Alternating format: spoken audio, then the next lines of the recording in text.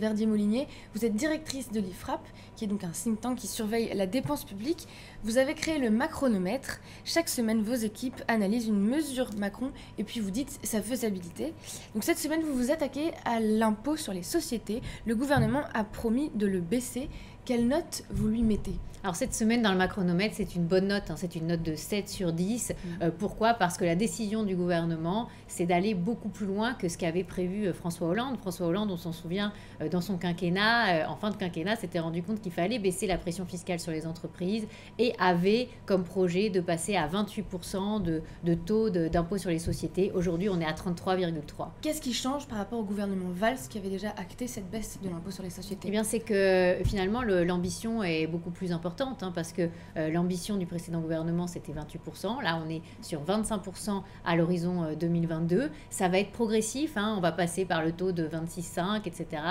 Mais à la fin, on sera sur une baisse pour les entreprises de l'ordre de 10 milliards d'euros de fiscalité en moins. Nous, on évalue en 2022 autour de 13 milliards en moins de recettes pour le Trésor, mais c'est des recettes en moins, mais c'est surtout de la compétitivité en plus, de l'emploi en plus, de l'investissement en plus, une balance commerciale qui s'améliore. De tous les côtés, on a des très bons chiffres, 135 000 emplois créés, 9,5 milliards d'investissements supplémentaires, une balance commerciale qui se redresse de 5,2 milliards.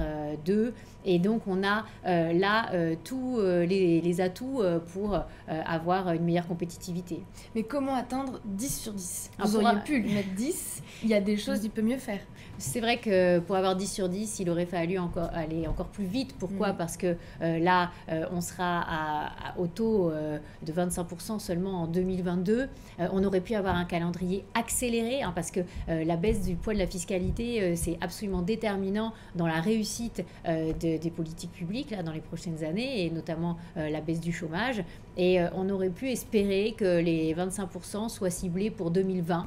Mais soyons pas jusqu'au boutiste. Là, vraiment, cette mesure mérite une très bonne note. Donc 7 sur 10, c'est la note du Macronomètre. Elle va dans le bon sens. Voilà. Merci beaucoup, Agnès Verdier-Molinier.